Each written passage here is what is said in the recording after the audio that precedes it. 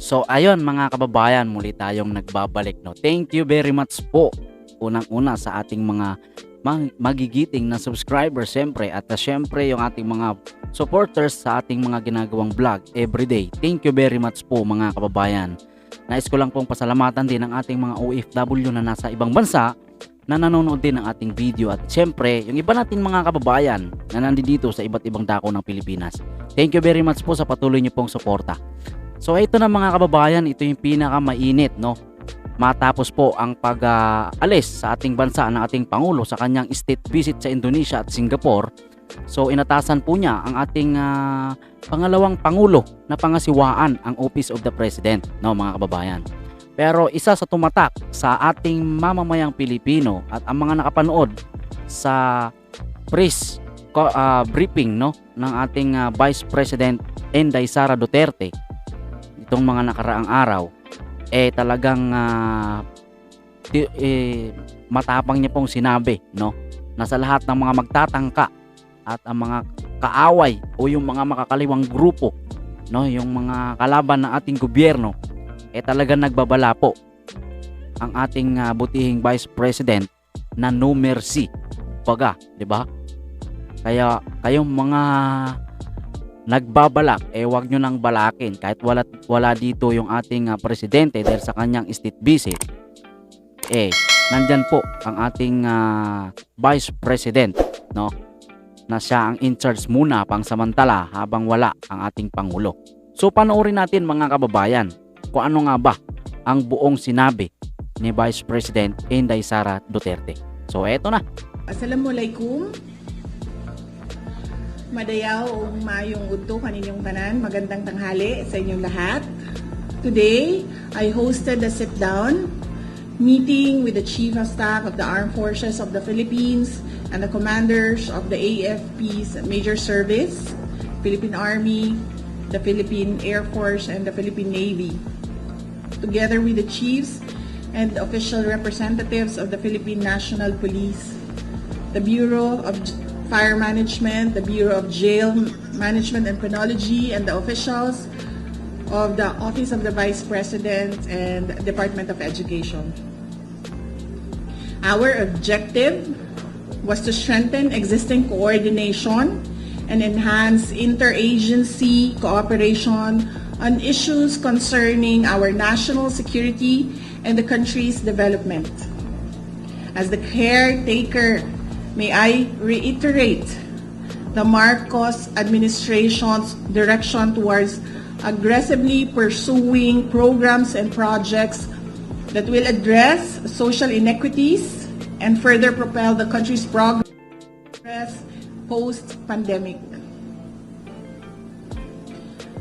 But the realizations of our national aspirations could be slowed down, held up, or hostaged altogether by forces motivated to derail our progress off the track. Our policy against criminals and terrorists and those that support and espouse their ideologies of violence should be hardline. We should show no mercy to criminals and terrorists. The Philippines will only be able to truly recover and build post-pandemic and meaningfully stand with honor and pride as a nation if we successfully address the threats to security.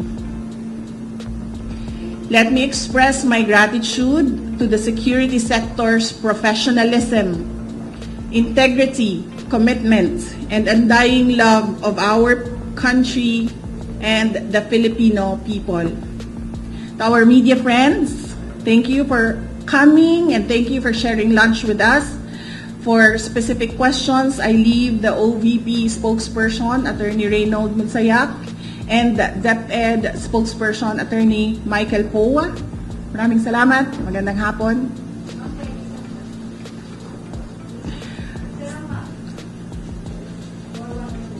Ilan kayo lahat? Ay, ilang outlets? Three lang. Okay, one.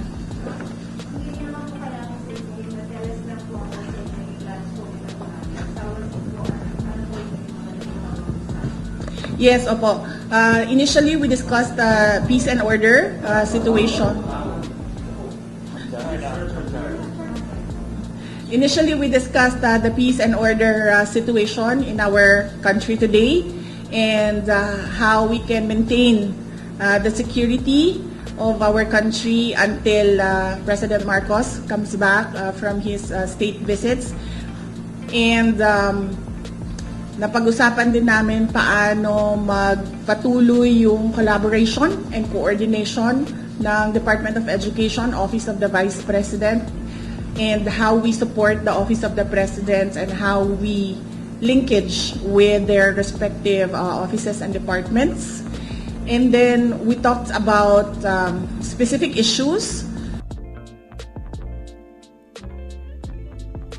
doon sa loob ng kanilang mga departments.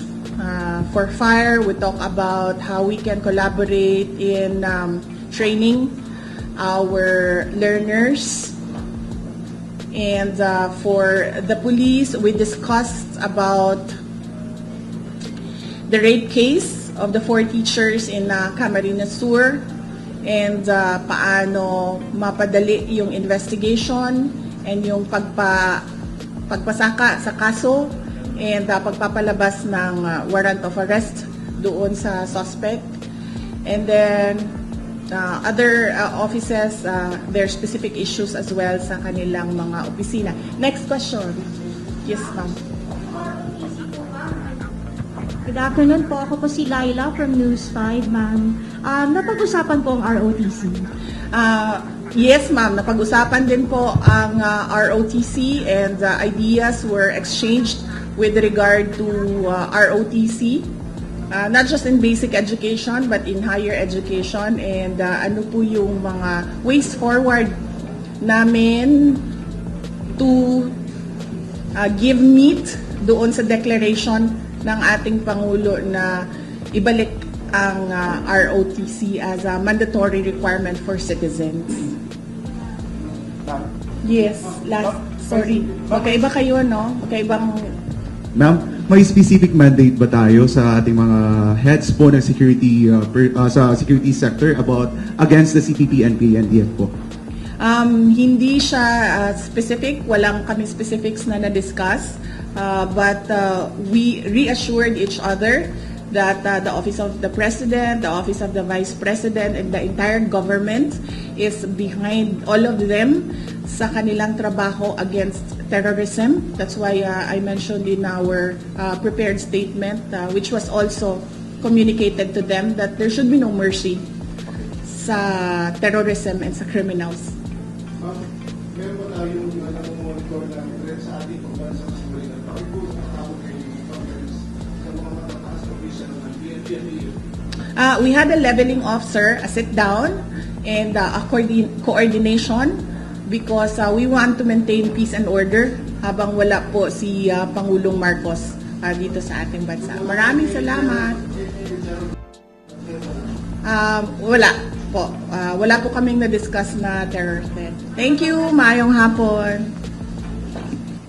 So, yun po mga kababayan, no, yung sinabi ng ating butihing Vice President na si Vice President Inday Sara Duterte sa kanyang press briefing, no, itong nakaraang araw mga kababayan.